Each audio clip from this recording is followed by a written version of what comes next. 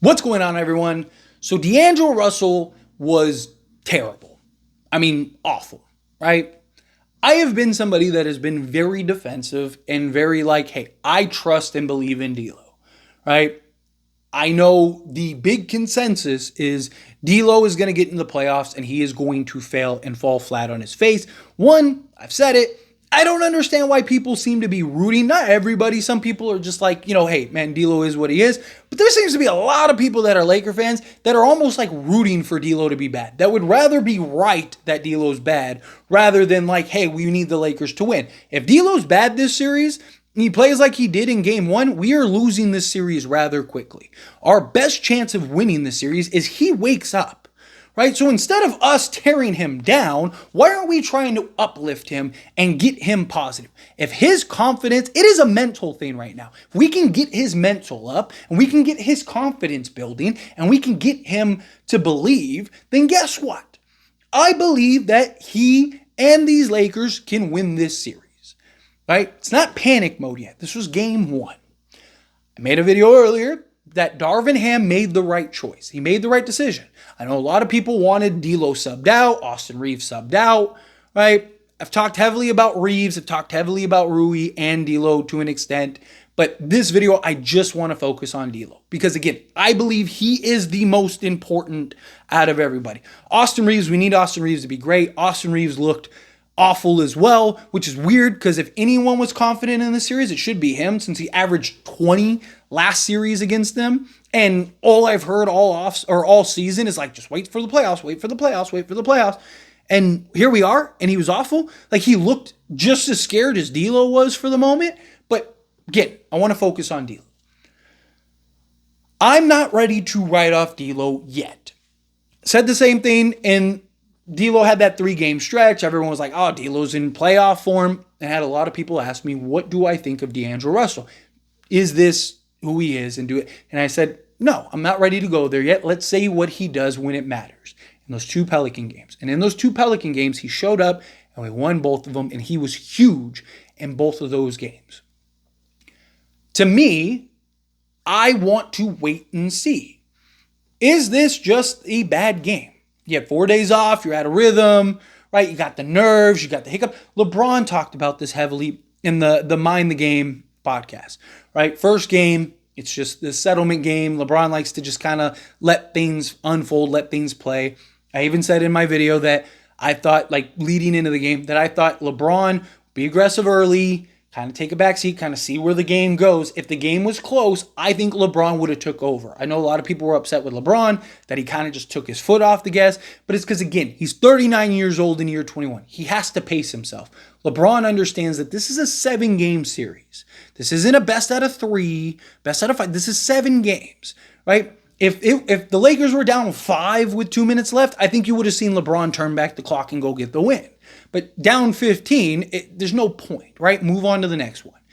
Don't think it's do or die yet. Game 2. If the Lakers lose game 2, now it's getting there. Now it's panic mode, right?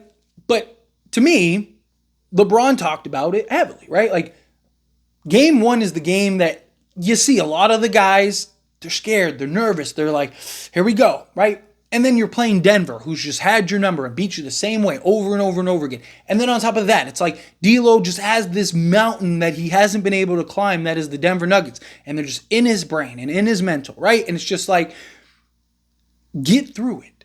You got through that game.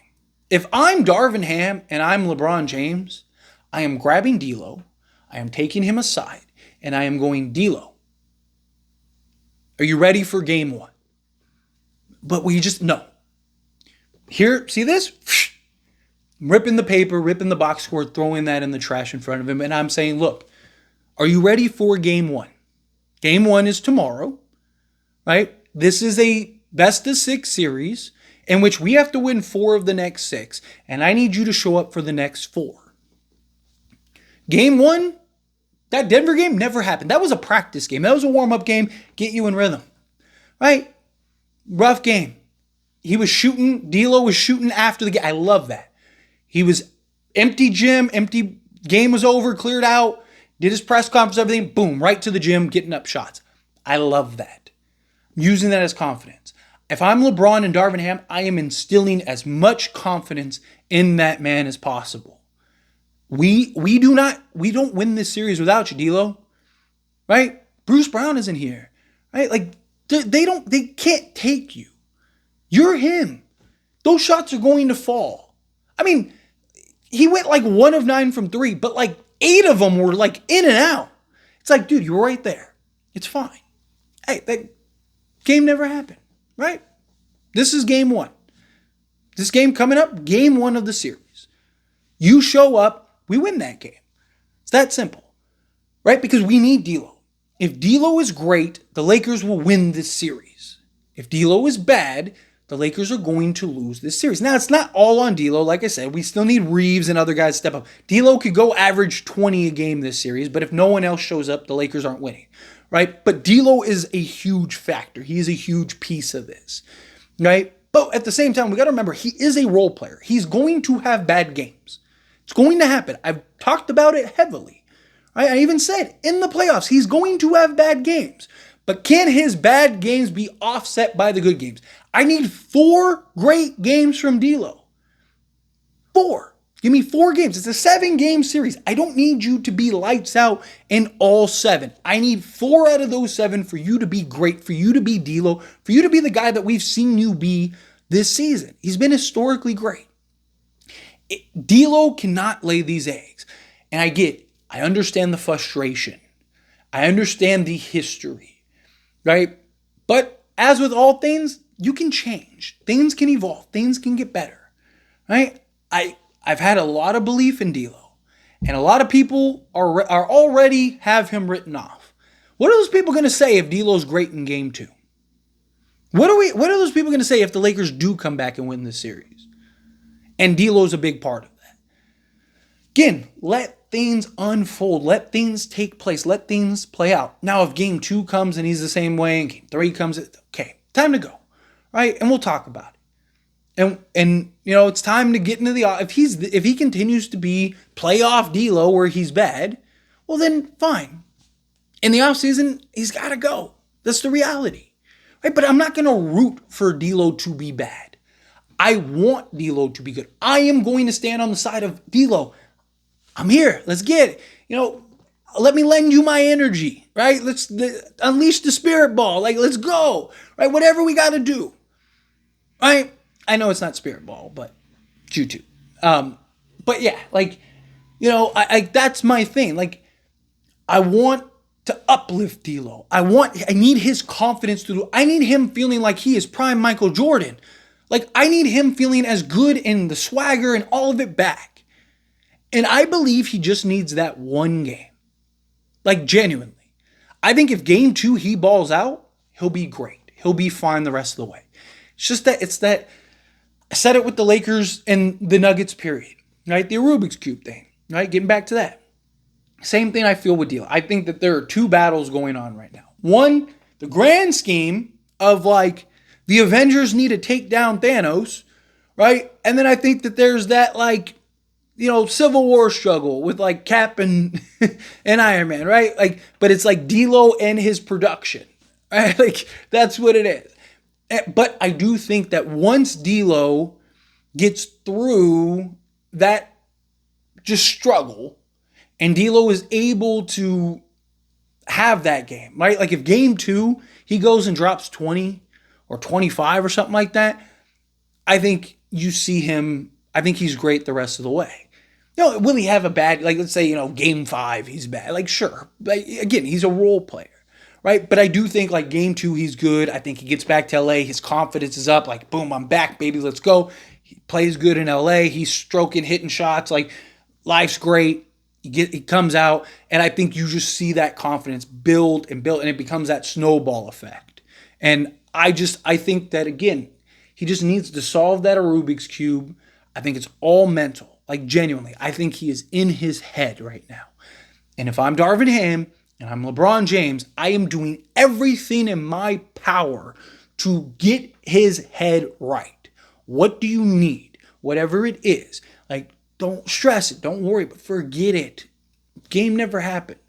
Who cares what a bunch of people on the internet are saying? Who cares what fans are screaming? You're him. You're Mr. Ice in your veins. Go be Mr. Ice in your veins. Build his confidence. We do not win this series without him. If he is terrible, we're losing the series. If he is great, we win this series. It's that simple. That's why so many people, if people didn't believe D'Lo was that great, no one would be talking about how bad he is. Why is everyone scapegoating and pointing the finger at D'Lo if everyone thinks he's really trash? No, it's because all those people know D'Lo is so important. Nobody's blaming, Max Christie or Jalen Hood-Schifino or somebody like that. No one's blaming Taurean Prince, right? Like, again, why are they blaming D'Lo? Because they know he's the third most important player. They know that he's the guy, and we go as far as he takes us. We need him to be the guy. I'm going to hold belief in D'Lo as I have all season, and he has proven me right every single time. I'm not going to bail on him now. I'm not going to throw him and cast him to the side now. If he makes me look bad, then he makes me look bad. But at least I supported my team, and at least I supported a player on my team. I would rather be wrong and look silly than pray for the downfall just to say I was right. Right? Are we fans or are we not? At the end of the day, what are we? Right? There's nothing wrong with thinking like, man, it's going to be tough for the Lakers to beat. But like people are already willing to like cast aside the Lakers. Right? Like, again, be a fan. Believe you're in your team. If they lose, they lose.